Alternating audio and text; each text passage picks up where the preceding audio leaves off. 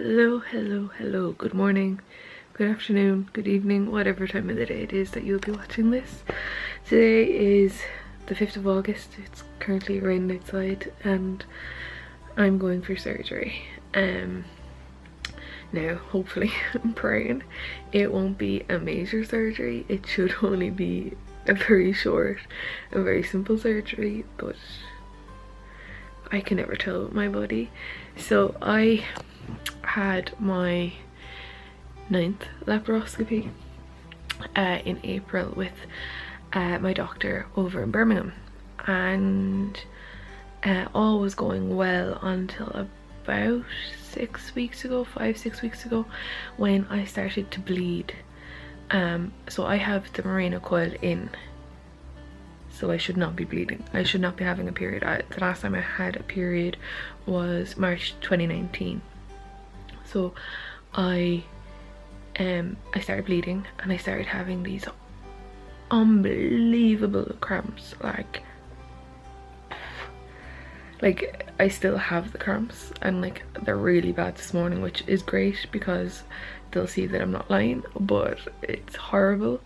But it's like I'm having a full-on period, but it's not heavy enough for a period I had pre-coil, but it's too heavy for it to be spotting. So I stopped bleeding about 2 weeks ago, but I've had like little bits of spotting in between. So when I was talking to my gynecologist in Birmingham, he said, okay, it sounds like the coil has moved and that needs to be removed immediately. So it takes a lot of work to get it removed here because I have to be put out because I'm in so much pain. They don't want to cause any more discomfort or anything, so I have to be put out. So I'm getting that done today. Now, of course, in true SJ fashion, things happen for a reason because I've been thinking a lot more about freezing my eggs, and when I mentioned this to my doctor, he was like, yes, 100%, let's get the ball rolling on that. So we get the coil out, we wait for your cycle to come back, and then we'll get all the tests done and start the ball on freezing your eggs. So silver lining, I suppose. I don't know if I'll be actually able to freeze my eggs. It depends on how good my egg count is and my hormones and all that jazz. But yeah, I'm on my way to Kilkenny to get the coil out and have my 10th surgery overall, but a little minor surgery for my endometriosis, PCOS and Adenomyosis. Another day, another hospital visit. But yeah, I just want to share my journey on this because not an awful lot of people talk about getting the Mirena Coil, having it removed, or even freezing their eggs. So I want to start the discussion on that. And yeah, of course, TMI for everything, but we need to make things not so taboo. Like, what's so wrong with talking about women's health problems? Nothing. Everyone has them. So yeah, I better go finish getting ready and I'm bringing you along with me, so see you later on. Also, I forgot to mention, excuse the face, I always say this, but this is all because of my PCOS. Something is clearly wrong because this has been my face for the past like 3 months nearly now. And I'm on an acne tablet. I'm not on Roaccutane, and I don't want to go back on Roaccutane, but this is all painful, especially where is it, this one here, this one's sore, and this one. So I might have to go back on Roaccutane, but I don't want to. Okay, I better go now. Okay, I just realized I forgot to continue vlogging after I left the hospital on Thursday. So as I just mentioned, I managed to leave the hospital on Thursday. I didn't have to stay, which was great. However, I did have difficulty breathing post anesthetic, which is not great. I also had the same issue after my surgery in Birmingham in April. It took them a while for my lungs to actually like function again, and I went into a little bit of shock in Birmingham. Now, thank God this time that didn't happen, but it did. Like, I was struggling to breathe, and they delayed giving me my tea and toast for 2 hours because they wanted me to have more oxygen in my lungs. And then they had run out of, you know, the ones that you just stick up your nose, so I had to keep the face one on. And when they gave me my teen toast, they're like, now in between teen toast you have to put the mask back on, so it's like 2 bites of the toast mask. Like, that's how bad it was. So we're trying to see if maybe I need a new set of inhalers to clear whatever is on my lungs from my last chest infection / pleurisy. Aside from that, I had, when I woke up, like when I was in the hospital, I had like a little bit of cramps. Like, it wasn't severe. And then Friday I was just like lolling around, feeling like, knowing that my body has gone through something. And then Friday evening the cramps came. Oh my god, I almost passed out with the pain. It was so bad. And then on Saturday, of course, then the bleeding started, the heavy bleeding. But it's really weird because it keeps coming and going. So like, I could get 4 or 5 hours really heavy bleeding, and then it'll stop, and then it'll come back like 4 hours later again for another few hours, and then stop again. And I've been told that this could last for somewhere between 6 and 8 weeks. I'm looking forward to that. But my gynecologist in Birmingham got in contact with my GP and made them prescribe 2 tablets for me to help with the bleeding. So I will not be able to pronounce this one, but the other name for it is tranexamic acid. So glycocaparon. This is to stop the bleeding. It's, well, not to stop it, but reduce the heaviness of it.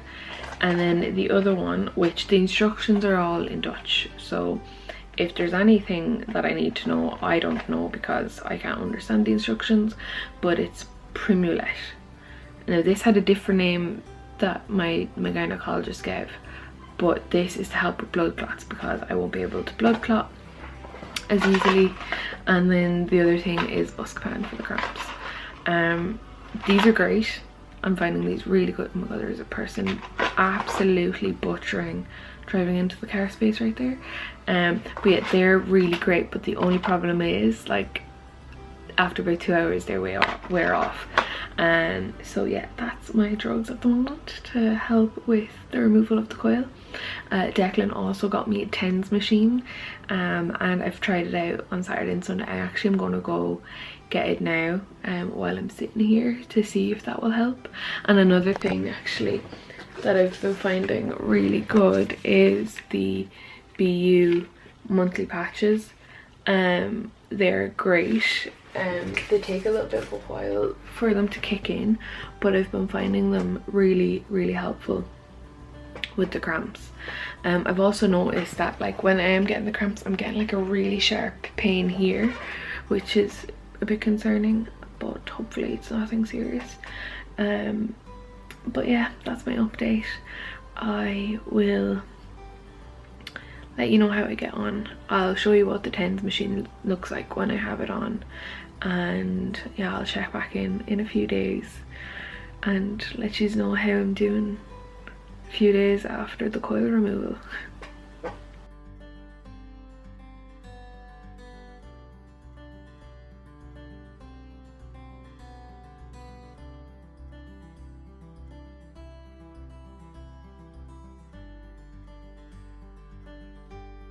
Hello, it has been a while since I've updated you on how I've been doing.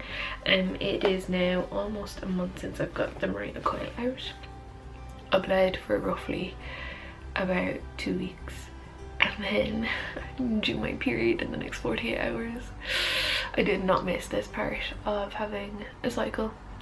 And like, I know with getting the Mirena Coil removed, my cycle could be, it could be tomorrow, or it could be in like 4 or 5 weeks time. Like, it's so hard to tell because I think it takes like up to 6 months for your body to regulate after getting it out, which is pretty shit.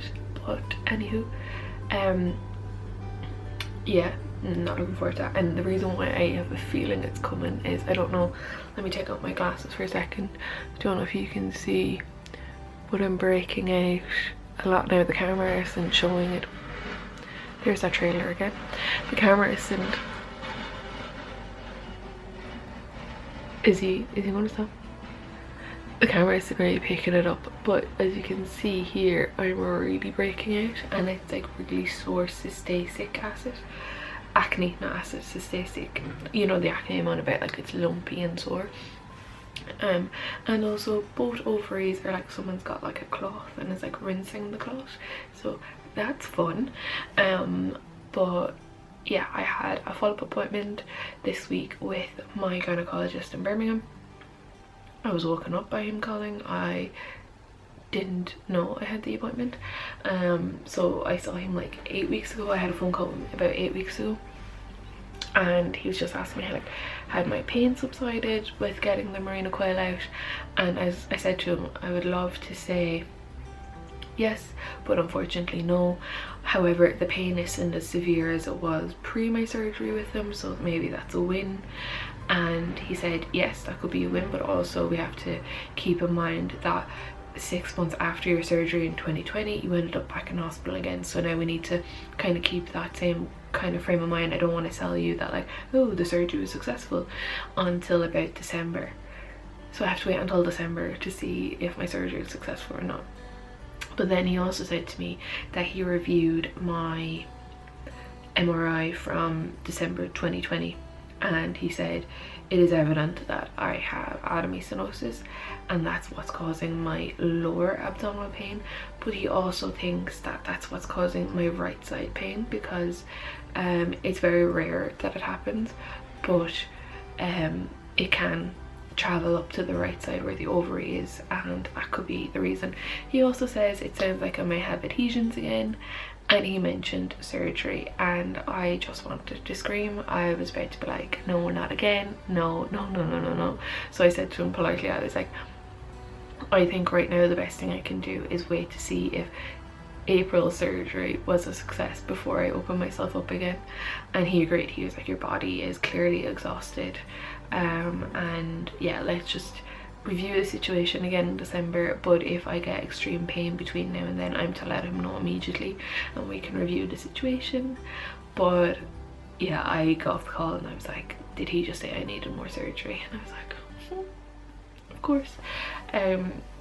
But then in other news, I have a follow-up appointment with my Irish gynecologist next week, and I have like a list of things I want to go in and talk to him about. So the first thing being, what are my next steps for trying to freeze my eggs, and then a review of my medication. So you can probably tell I keep going every few minutes, and that's because I'm incredibly nauseous. So my anti-nausea medication is not working for me anymore, so I'm wondering, is there something stronger I can go on? Maybe is there an injection I can get every week? The thoughts of that, I'm not looking forward to it, but if it eases my nausea, I will do it. And then I've been on metformin since 2018 and I don't think it's been successful, so maybe there's something else out there that I could go on. I don't know, but I will chat with him and see what he says. And yeah, that's my update at the moment. I think I'm gonna end this vlog here, and then I will film another one with what my next steps are, just to keep them all short and sweet as a little diary entry. But yeah, that's my life at the moment, and my body is hating me every second of every day, but I'm plowing through. I'm actually trying to increase my walking as well, so that my muscles in my legs start to get stronger, because the sciatica is violent. But yeah, anyway, I hope if any of you are going through anything that I am going through, that this has been helpful. And if you are, please reach out to me on my socials, SarahJaneVlogs, Twitter, Instagram, or even leave a comment below, and let's chat, let's share experiences. But yeah, I shall keep you updated, and I have to go back to work now, so thank you very much for watching. Bye. Also, look at my dodgy tripod setup. This is where I had the camera.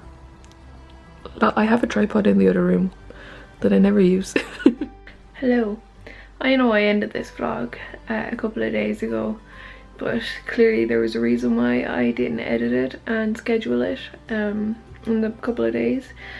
So I think I mentioned that I had an appointment with my Irish gynecologist during the week, and ironically enough, after I got off the phone last week with my gynecologist in the UK, I started to get really bad abdominal pain, specifically in my right ovary region.